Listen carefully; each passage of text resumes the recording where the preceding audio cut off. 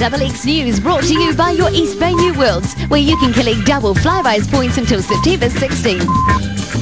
From IRN at 10 o'clock, I'm Mike Francis. Security is tight at the United States Embassy in Wellington following the terror attacks in New York and Washington. Tens of thousands of people are feared dead in the attacks on the World Trade Center and the Pentagon. 4 passenger jets were hijacked, 2 were piloted into the World Trade Center's Twin Towers, while a third went down at the Pentagon. The 4th plane went down near Pittsburgh in Pennsylvania. It's thought it might have been on its way to the presidential retreat at Camp David in Maryland.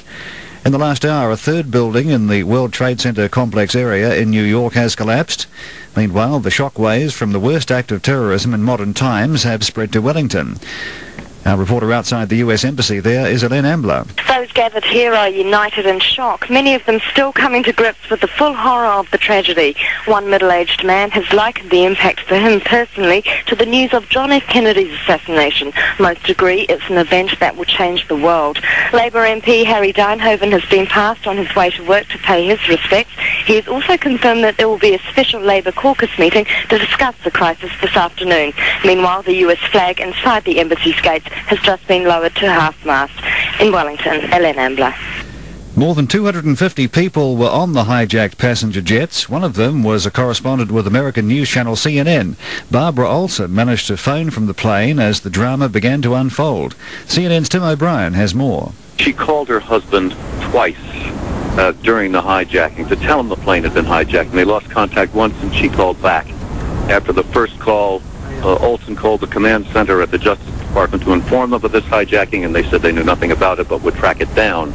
Running late for work has probably saved the life of a New Zealander working in New York.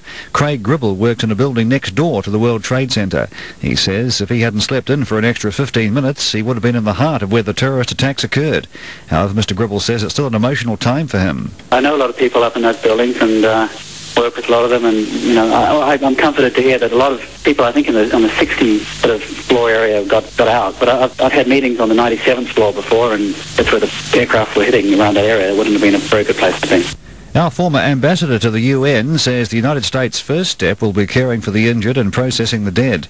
International Relations lecturer Terence O'Brien says the scale of the operation will be larger than anything ever dealt with in the world.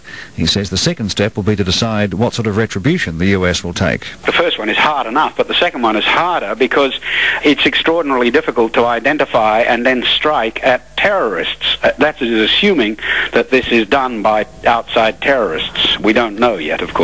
A special hotline has been set up for people with loved ones in the United States. It's 0800 USA 111. That's 0800 872 111. And just to hand, there are reports coming in of explosions in the Afghan capital, Kabul. Anti-aircraft fire and detonations are being heard. This is IRN News.